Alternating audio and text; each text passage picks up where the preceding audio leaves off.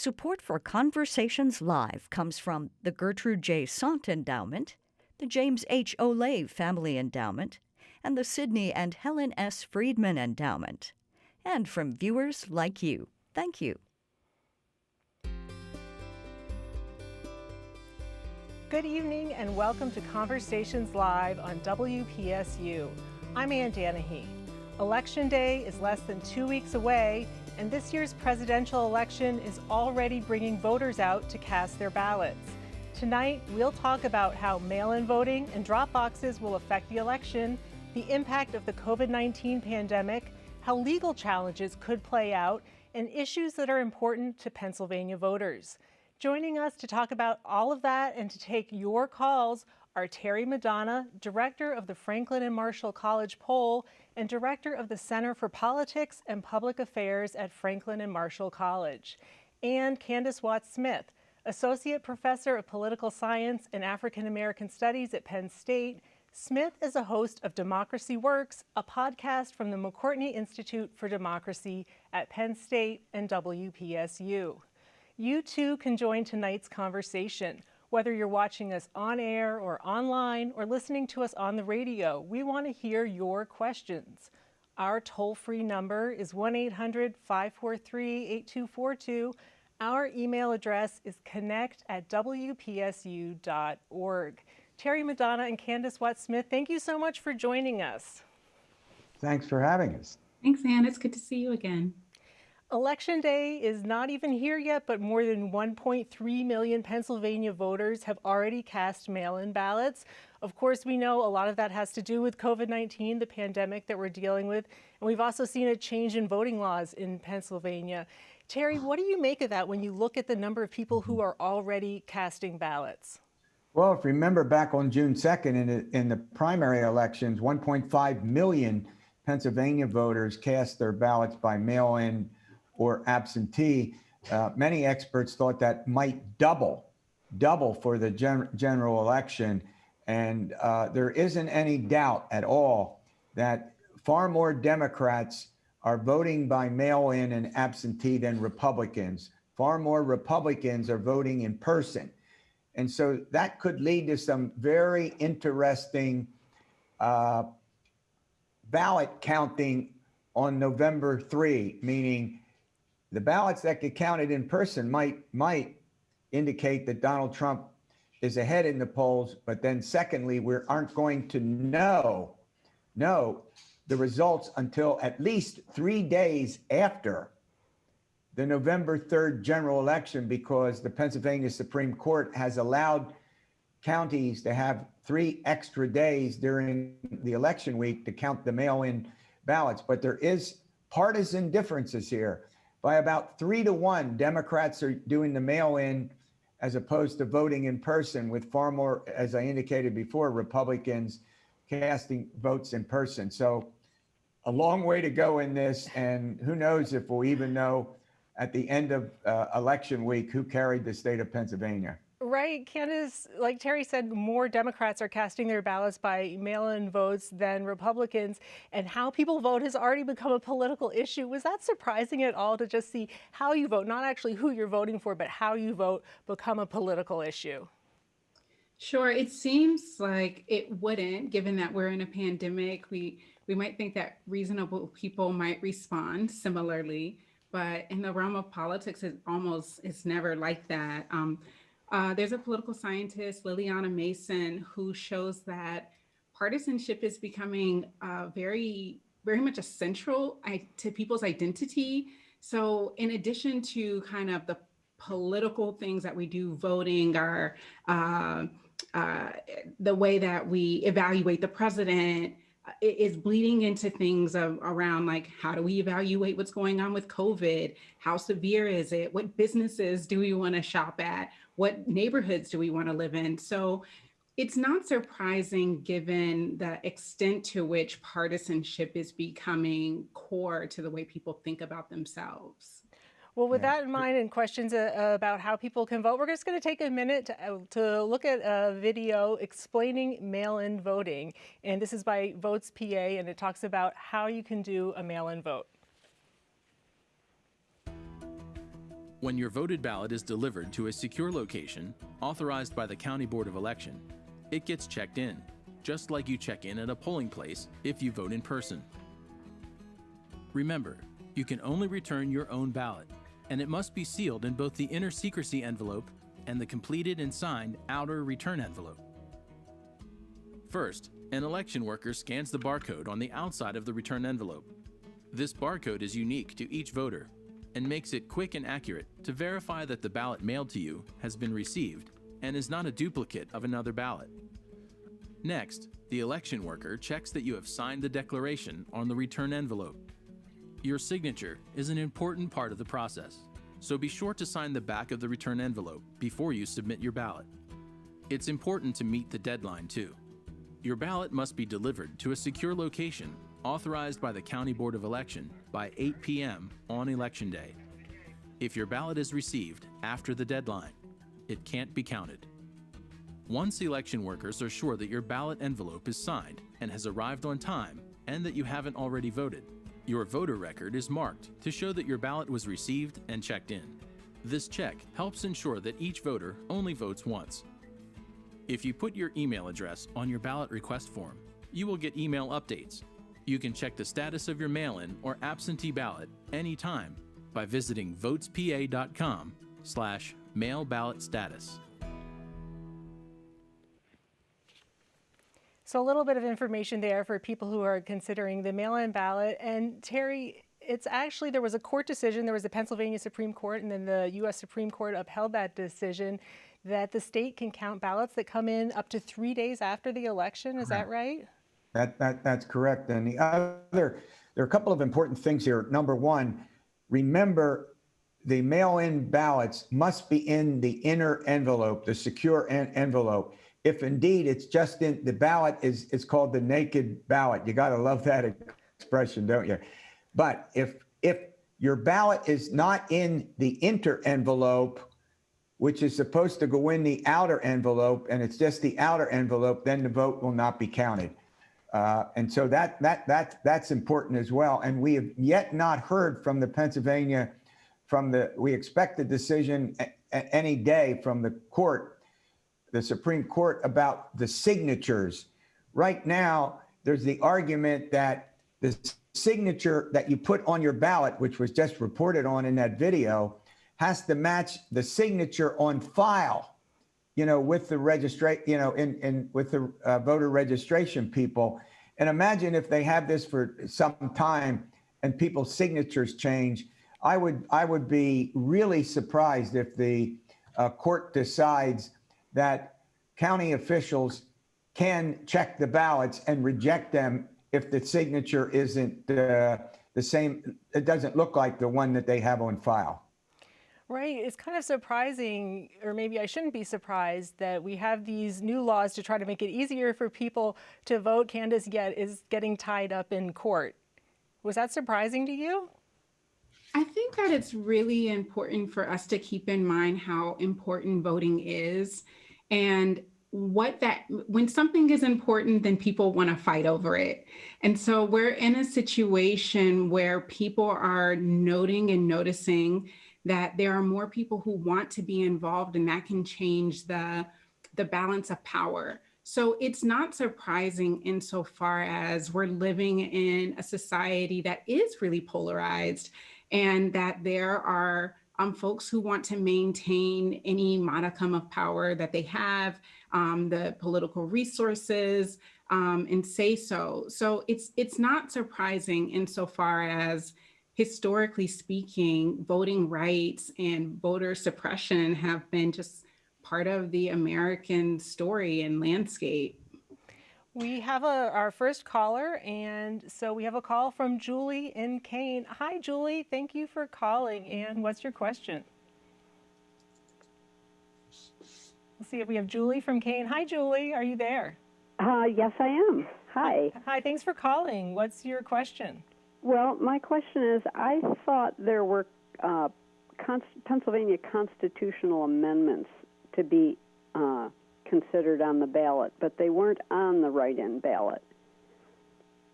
So does that mean that write-in voters can't vote on the constitutional amendments, or are they I know that there deferred? are, thanks for that great question. Terry, can you help out with that? I know that there are constitutional amendments coming up not in this election, but in the upcoming election, looking at future elections. This Right. election, are we looking at any? Yeah. I don't think there are any. Maybe Candace knows. I just didn't see any when I looked at the ballot, constitutional issues. I didn't see any ballot questions, so to speak, at all. And obviously, I think there probably will be some in the future dealing with how elections are conducted in the state. That's for sure. There are a number of ballot measures in Allegheny and Philadelphia County. Yeah, specific to the counties, but Right. not about the Constitution. Yeah, I was talking about statewide. But not a statewide. So I hope that answers your question. Not looking for it in this election for a statewide one. Julie, thank you for your call. So Candace, what are you expecting to see as far as voter turnout? I don't know if you can read the tea leaves at all on what we're already seeing on this early voting with people doing their mail-in votes, and it can be difficult to say, but it does seem like there is very high interest in this election. Yeah, I mean, we've seen a lot more turnout since the 2018 midterms, and those are usually pretty low turnout, 30, 40% turnout across the country. The 2018, I think almost 50% of eligible voters turned out, which is huge for a midterm election. And we're already seeing, I think I saw today in the Washington Post that 47 million people across the country have already cast ballots. 1 in 5 of them are new voters. Either they're because of their age, they're new voters, maybe they moved, or maybe they're just older voters who are voting for the first time. So I would imagine that we're going to see pretty high rates of turnout, even for a general election this year.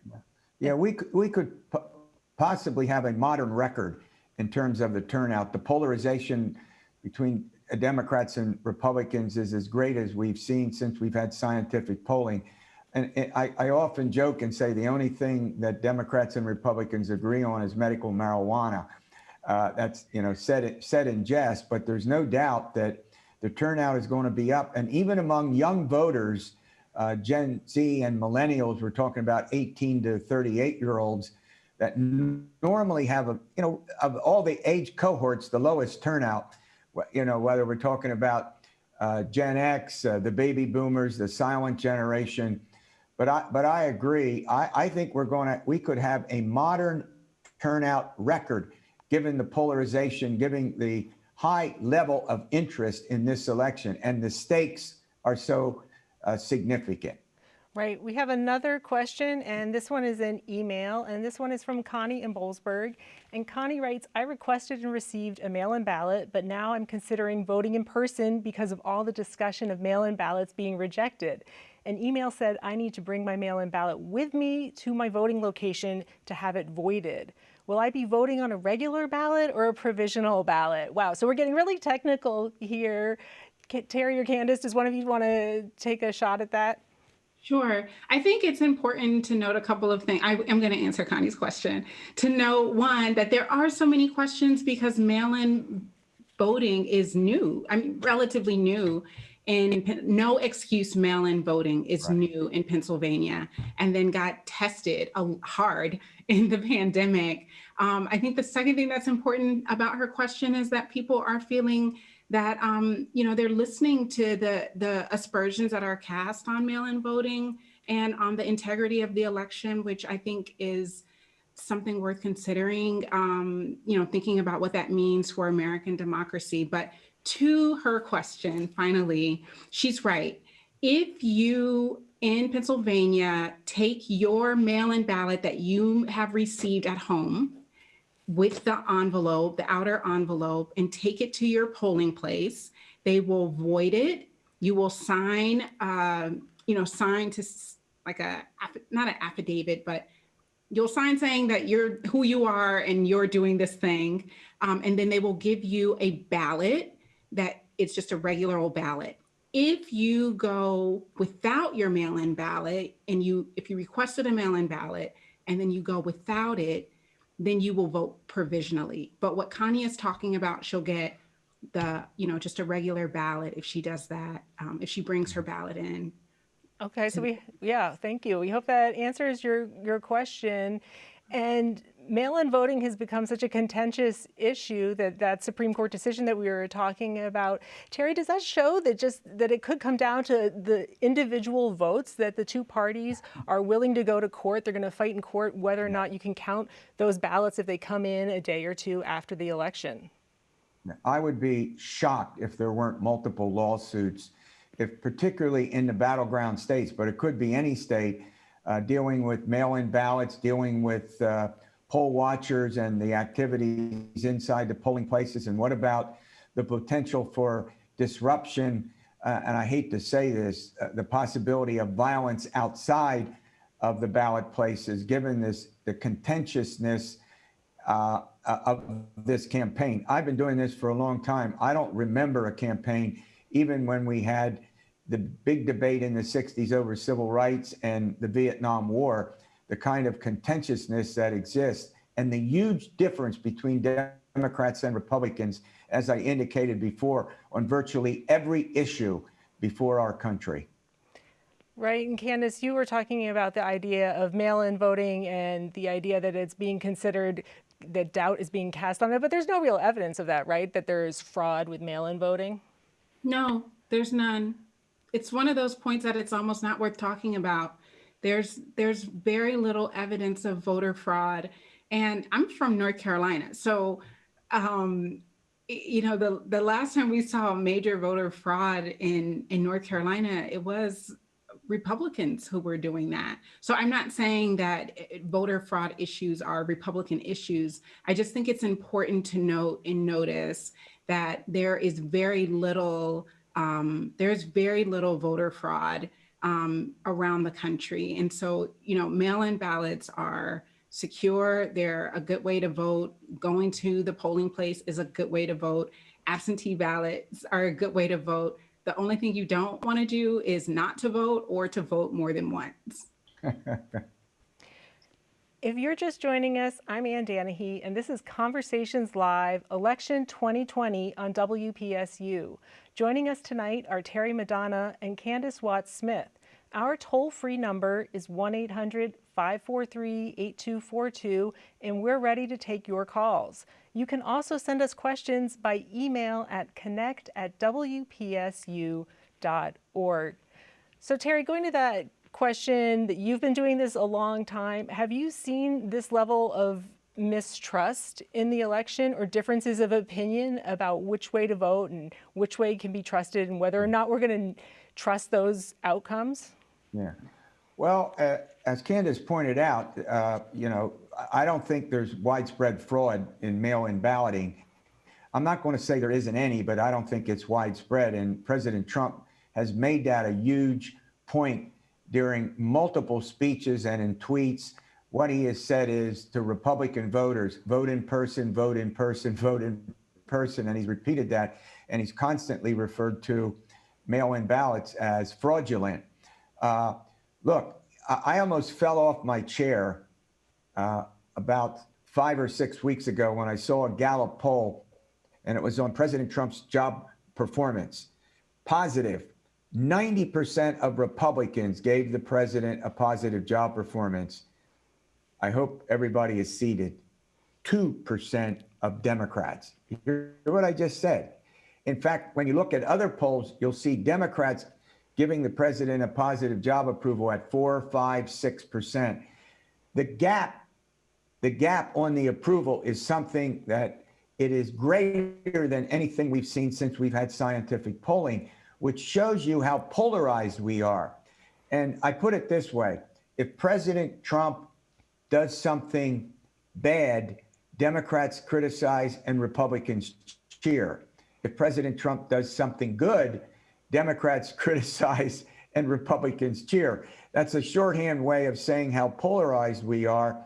And each party's base is dug in, and we have a much lower percentage of undecided voters than we've had in recent elections. So this is in a league of its own, and it's not likely to change. Right, and one place where we are very polarized, and you can see it, is the Supreme Court appointment that's being considered right now. And part of that is that it's happening, it looks like it's going to happen, and it looks like it'll go through, that Amy Coney Barrett will get appointed and approved before the election. Candace, what, if that does happen, assuming she does get approved and appointed to the Supreme Court, how do you see that impacting decisions about the elections that could work their way up through the court system? Oh, plenty. Plenty. I mean, so for example, there was a case that the Supreme Court heard recently about these 3 additional days. And what ultimately happened was there is a 4-4 decision. So it was kind of like a non-decision, and it ended up back down to the PA Supreme Court's decision. But it takes 5 to kind of undo some of these decisions that states may be making. And we will see probably a lot more decisions that have the 5th vote in some cases, or maybe even a 6th. Yeah. So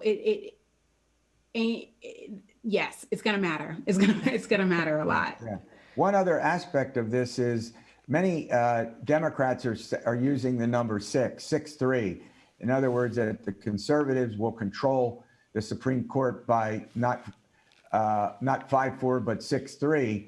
And there are 2 kinds of cases in particular, or 2 cases that could emerge. How about a big debate and court cases over the election itself?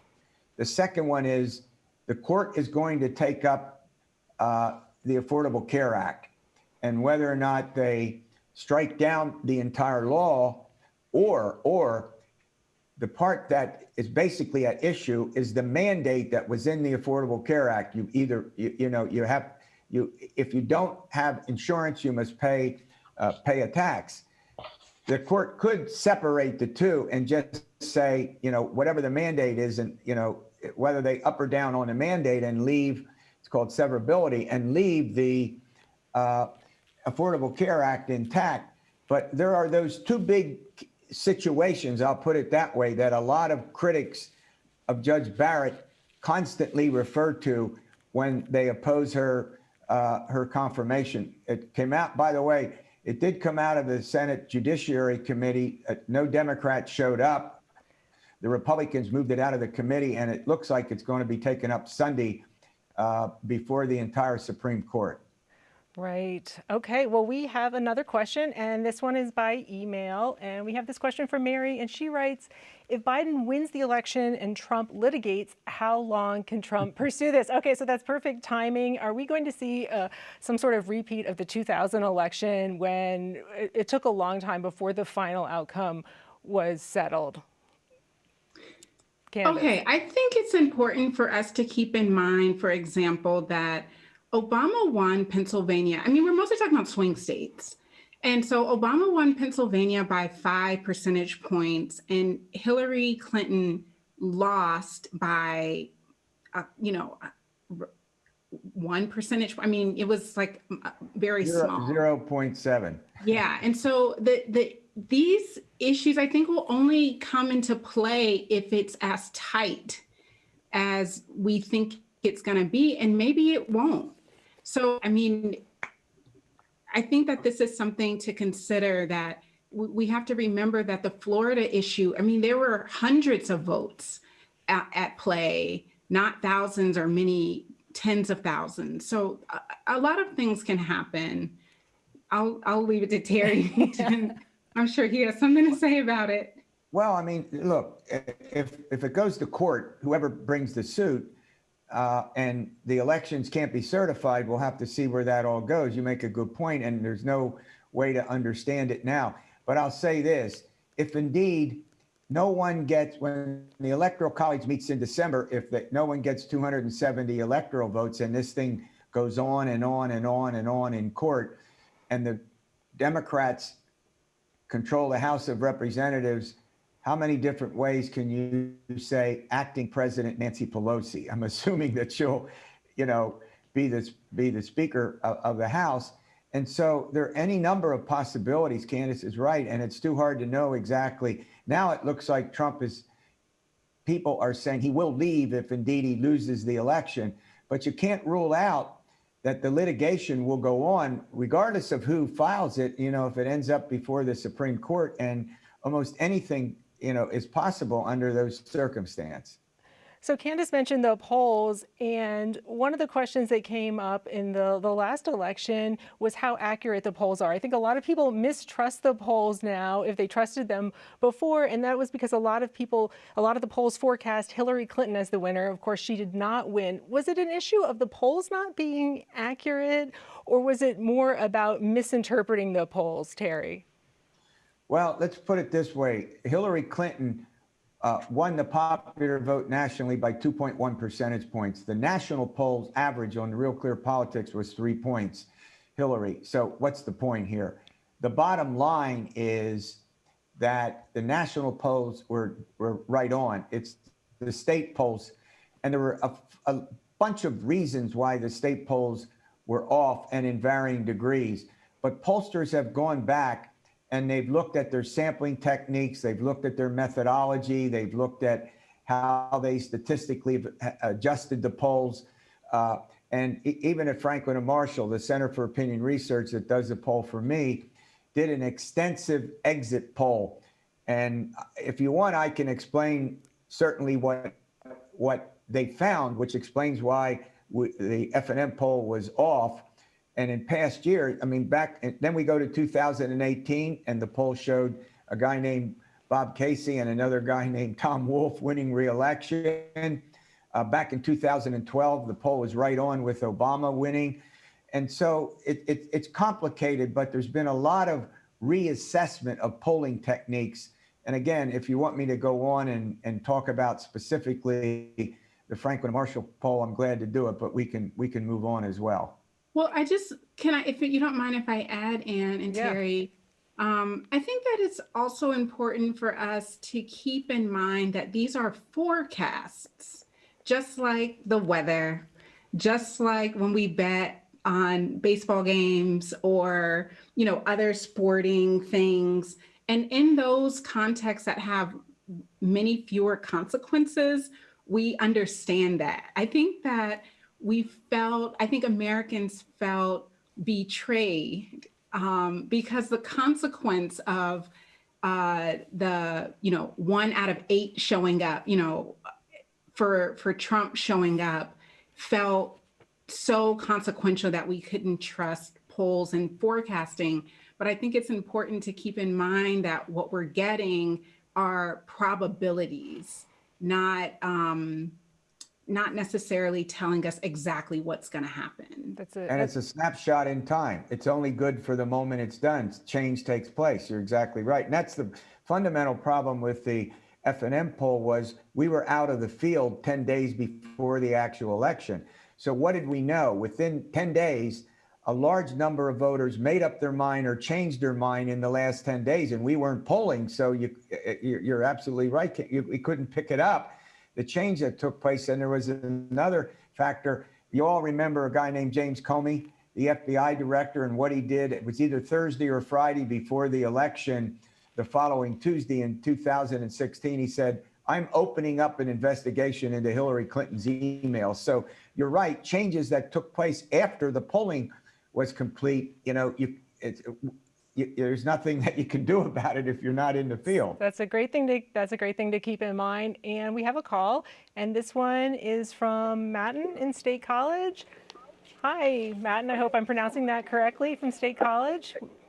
Yeah, my name is Martin. Martin. I'm from England, and I watch a lot of English news, and I want to make sure that everybody in the U.S. knows just how the rest of the world thinks about the U.S. and what a deplorable, the last debate, how deplorable it was for the rest of the world to see the U.S. I live here with my family, and frankly, my friends from the university that when I was in England, they're making fun of me of just how terrible and how polarized this country is. That is very polarized. That's a great point. And we'll have the second and final debate after tonight's show. That first debate was extremely contentious. This time they're taking measures to try to make it, I guess, to improve the dialogue. There's going to be a mute button. Candace, what do you say to that? The idea of people looking at this from the outside and trying to make sense of it. Well, Martin, it's not the first person I've heard say that. I have a couple of international students in my classes, and the fact of the matter is that they were pretty confused about what was going on. You know, is this the way that politics is done in the United States? But my students, other students felt that way too, and I had to explain to them that we were all experiencing something all at the same time that that many of us have never seen before.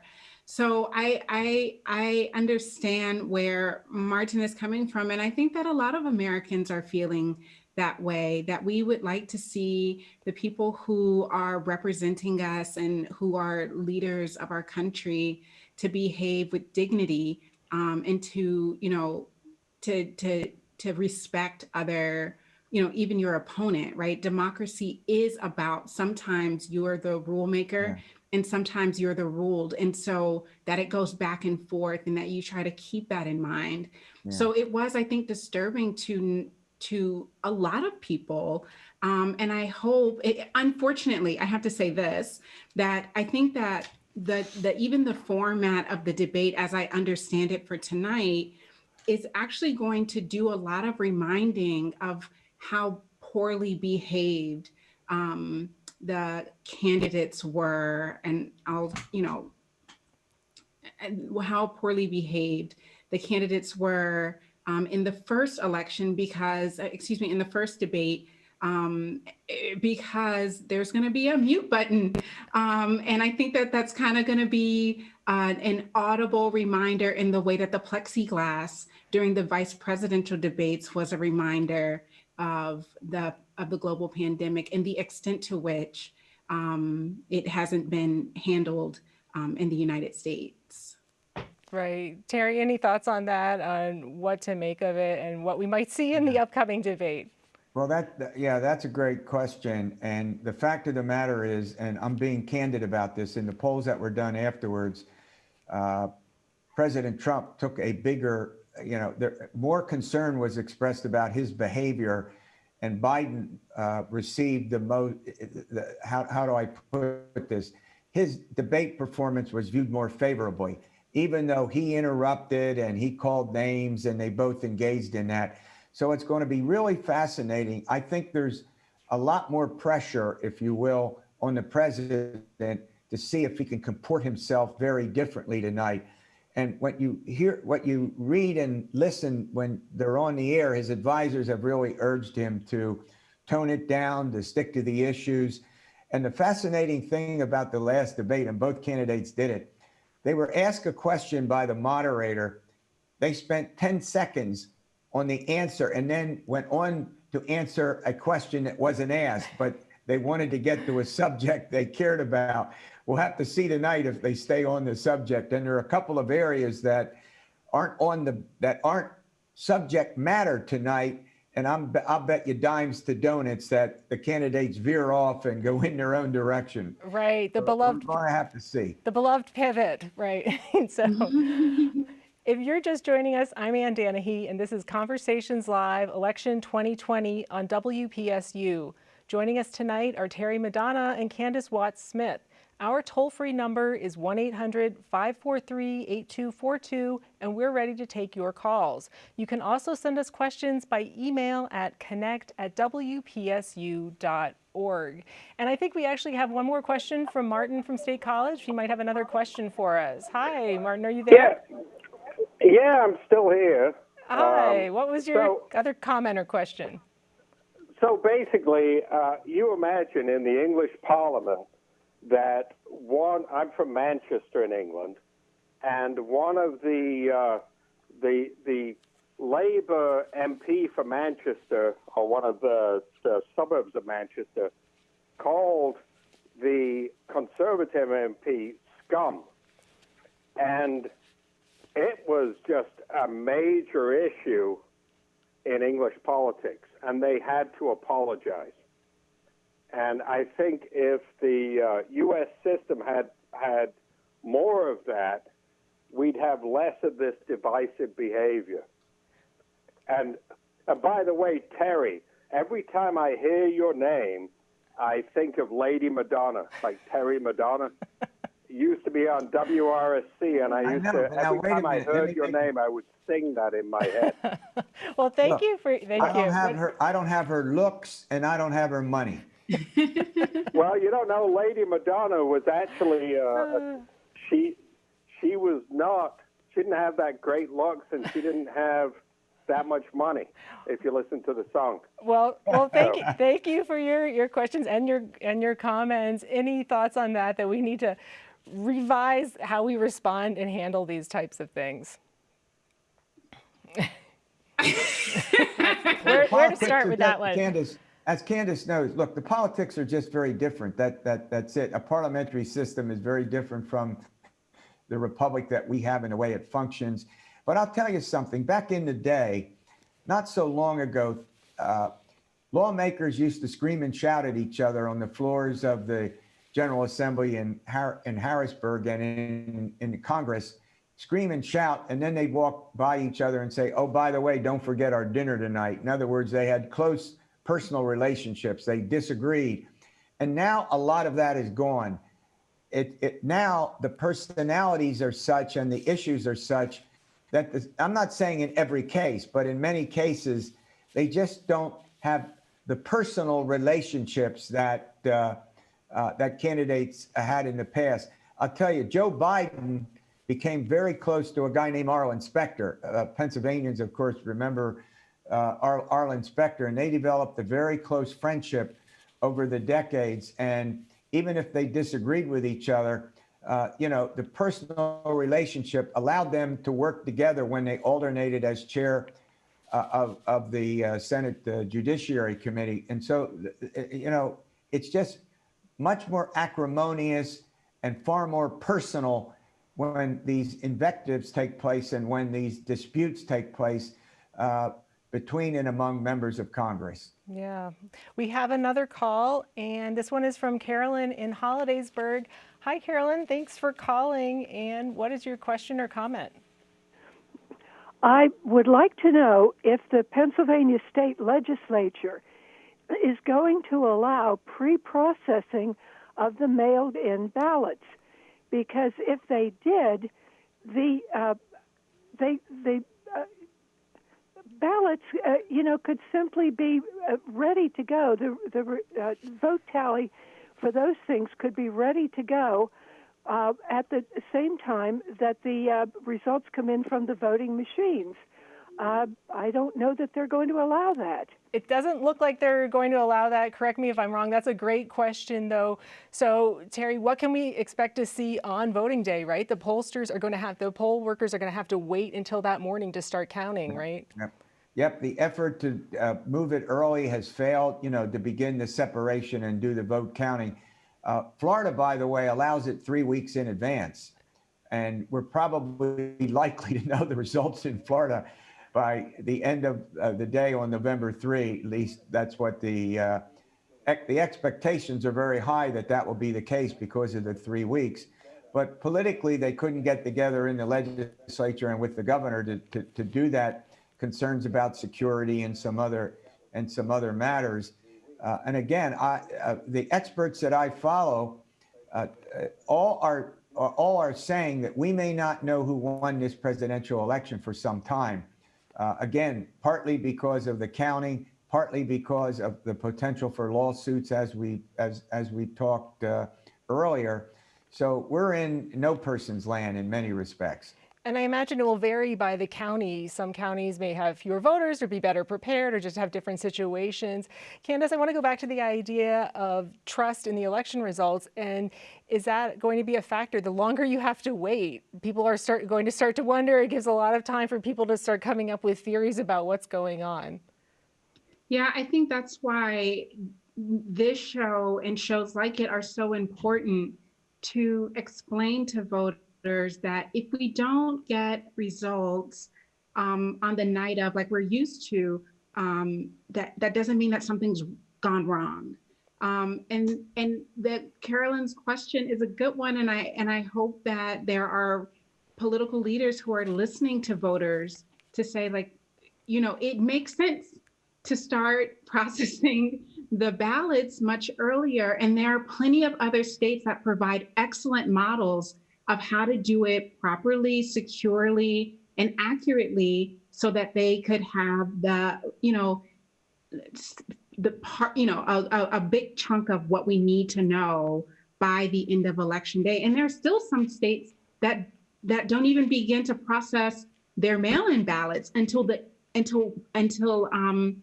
polls close. So each state has a different set of rules, and it's not just going to be Pennsylvania who's out there. It's just, it's predicted to be just such a key state.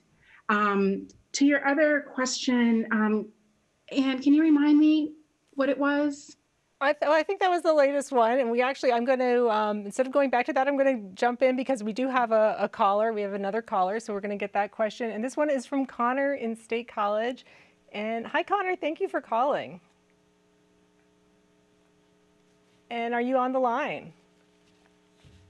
We have a call from Connor in State College. Hi, are you there? Yeah, I'm here. Hi, Connor. What can we help you with?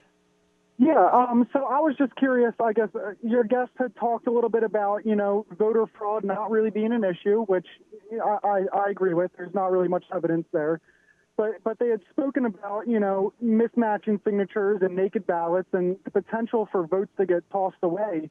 And I'm just curious, do they not consider that to also be, some sort of voter fraud where otherwise legitimate ballots would also be tossed into the trash, for procedural issues?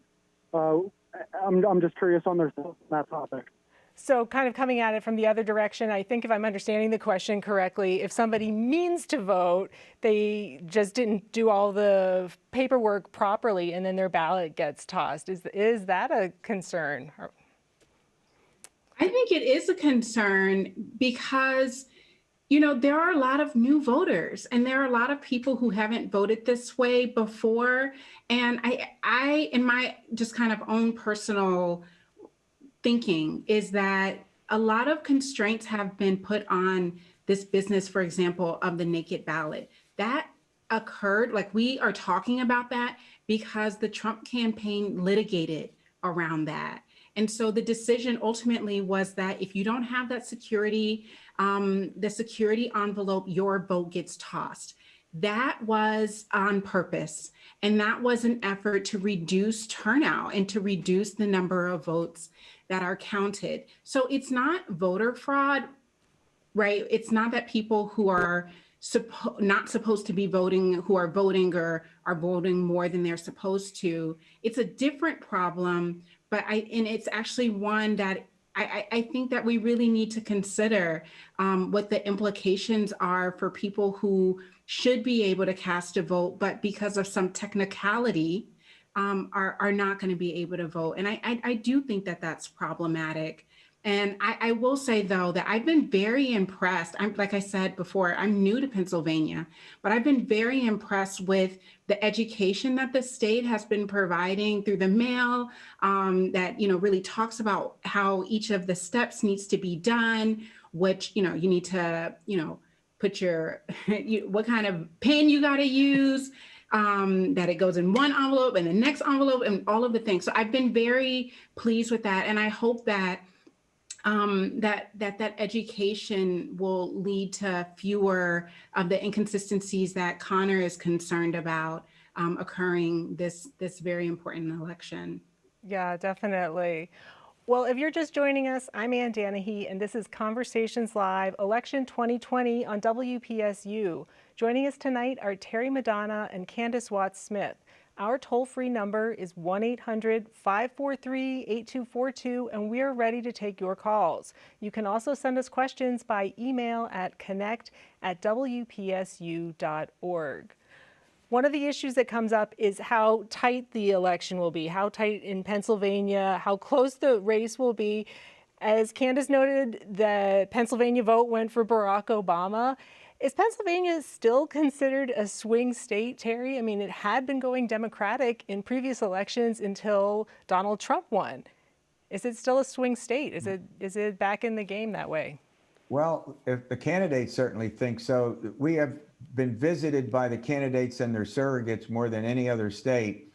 A number of the important analysts like Nate Silver's 538 blog refer to Pennsylvania as the tipping point. What's that mean? If you win Pennsylvania, you win 270 electoral votes and you'll be president of the United States. We're the most visited by far. It's not even close. The candidates, I joke and say they're in the state so much that we can give them residency. And that's going to continue, by the way. And so, yes, Trump wins by 44,000 votes. That's all 0.7% of the popular vote. But at the moment, the real problem the Republicans have are in the suburbs around the state, and particularly in the suburbs outside of Philadelphia, where the Democrats have made big gains. And Donald Trump, right now, the Real Clear Politics average is 4.9 percentage points. That's what it was this morning. Who knows what it is now?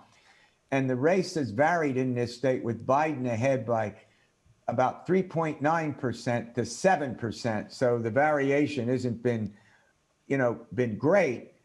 But the reason Biden is that Trump is trailing in the state is because of what's going on in the suburbs that are now becoming heavily Democratic. And Trump isn't doing as well among the working class voters in the southwestern part of our state and up in the northeastern part of our state, in the old mining and mill towns where the old industries, coal, iron, and steel, once dominated the economy. And of course, now natural gas is used. It's called fracking. And he's not doing as well as he did back in 2016. So we still have a close election. It's the tipping point. And each of the parties has a problem. The problem is more severe for the Republicans because of the large size of the population in the suburbs. You know, what do you see when you look at those numbers, Candace? Because there is that margin of error, and it looks like it can be very close depending on which poll you're looking at. Yep. I mean, I think Terry, I really can't add more to what Terry has said. I think we just have to keep in mind that there's no poll that can tell us exactly what is going to happen. They can tell us about what's going to happen. And the fact of the matter is that, let's say Donald Trump has a 1 in 6 chance of winning. I mean, that's like, I hate to be crass, like Russian roulette. Like it could come up. And so that's just how polling and forecasting works. What about the idea of the hidden Trump voter? This came up a lot after the last election when trying to figure out what went wrong with some of the polling. Is that an issue, do you think, Terry, this time around? The so-called hidden Trump voter, someone who might tell the pollster that they're going to vote for Joe Biden and then they cast their ballot for Donald Trump. Well, the scientific analysis say that wasn't a big factor in 2016. Anecdotally and personally, I traveled all over the state, and I've talked to some of my colleagues who've done the same thing. And I think we're in agreement that there was, I love this expression, the shy voter. And these voters were people who wouldn't tell pollsters they were going to vote for Donald Trump. And indeed, many of them wouldn't agree to be interviewed. And if they interviewed, they weren't about to fess up to who they were going to vote for. The difference now is that Trump is an incumbent. He has a record of, almost a 4-year record by the time we vote. The fact of the matter is that I'm not ruling out some of it, but I don't think it's going to be transformative, as important as it was 4 years ago. But as they say, we're just going to have to wait and see. Sure. Obviously, COVID-19 is a major issue that's at the forefront right now. And then related to that is the economy. What else are the other big issues on voters' minds? And I'm thinking of, in particular, some of the protests that we had been seeing, questions of Black Lives Matter, questions of police brutality or police reform. Are those still issues that are factoring into the election, Candace? Yes, all of those things. A recent poll suggested that almost 80% of people said that issues around the environment, COVID, race relations are some of the kind of top issues that people are considering. And of course, that could mean it could go one way or the other. But those are the things that people are thinking about in their calculus of trying to make a decision. And, you know, there's the thing about COVID, I think, is that it is so intertwined with a lot of other issues. It's intertwined with education. So many people have their children still at home. It's intertwined with healthcare. It's intertwined with labor issues. It's intertwined with unemployment and employment. It's intertwined with racial disparities. So I think the COVID, the pandemic has really kind of highlighted some major issues that have been able to been swept under the rug for a long time. And people are really grappling and considering what it is that we need to do to move beyond some of the issues that have been pointed out and during our time in the pandemic. Yeah, and another issue that's come in now is the Supreme Court appointment. I mean, I guess traditionally that has been a very important issue for conservative voters, and now, if you believe what's being written about it, is that Democratic liberal voters are becoming more aware of that and placing greater value on that. Terry, do you see that as something that's just for this election, or that it could stick? Well, I mean, there's no way we know for sure. It could stick, but I'll tell you what, the race has been relatively static, and that's what's really surprising because of the deep polarization. We have the death of Justice Ginsburg, the appointment of Judge Barrett, and for a period of time after that, Donald Trump actually closed the gap in some of the battleground states. I'm not saying that it's going to be, make a difference in the outcome of the election. But the bottom line here is that the two sides are so intransigent and so polarized that almost nothing sort of moves them, if you get my drift. Nothing sort of moves the election in a big way. COVID-19, and as Candace points out, there's all kind of related factors to that certainly play in. In 2018, healthcare was the most important issue, and as a part of that, it was the cost of prescription drugs. Well, now we have COVID-19. We're heading into flu season, God forbid, and COVID-19 have increases in 20-some states. And that leads to ratcheting up the significance of healthcare and the big debate over the Affordable Care Act. Right. So we have a couple minutes left, and Donald Trump and Joe Biden are scheduled to meet for their second and final debate in a few minutes after this program ends. What will each of you be looking for when you're watching the debate? We'll start with you, Candace. Well, I think that Donald Trump is going to try to litigate his record. I think what will be interesting to see is whether he lays out an agenda for the future. So if he's just looking at the past, or if he's telling voters, hey, this is what I'm going to do. Yeah, great question. Terry, what will you be looking for? Well, just to pick up on what Candace said, I mean, a president seeking re-election to a second term historically have put out a second term agenda, and that's largely missing. I'm actually going to look at the demeanor of the candidates, the style and the personality that comes through, to see if we have the same kind of contentiousness and a lack of focus on the issues, rather they just go after somebody, the other candidate over and over and over again. I would like to see some more specifics about the policies, but we know that it's going to get contentious. The question is, how does it get contentious, and what does it mean ultimately? This late in the game, will it matter? Could it affect the outcome, Candace, do you see? Or voters pretty much have their minds made up? I don't know any undecided voters, and I would be surprised if there were a lot of still undecided voters. So no, I mean, and we also have to consider 47 million people have already cast their ballot. Yeah, great point.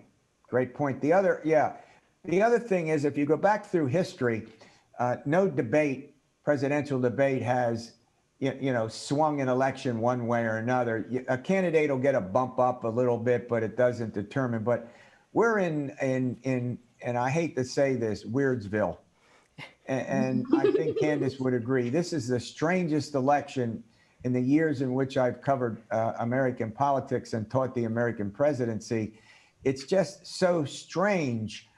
But we can't rule out some big moment in the debate, But I agree with Candace. I think most of the voters are fixed. We have a relatively small number of undecided voters yet. The voters are locked in. It's going to be fascinating. Well, and we will find out here in just a couple of minutes. So Candace Watts-Smith and Terry Madonna, thank you both so much for talking with us. My Thank pleasure. you. Thank you. Terry Madonna is director of the Franklin and Marshall College Poll. Candace Watts-Smith is a political scientist at Penn State. I'm Ann Danahy. Thank you for joining us for Conversations Live. Stay tuned for the final presidential debate coming up next on WPSU.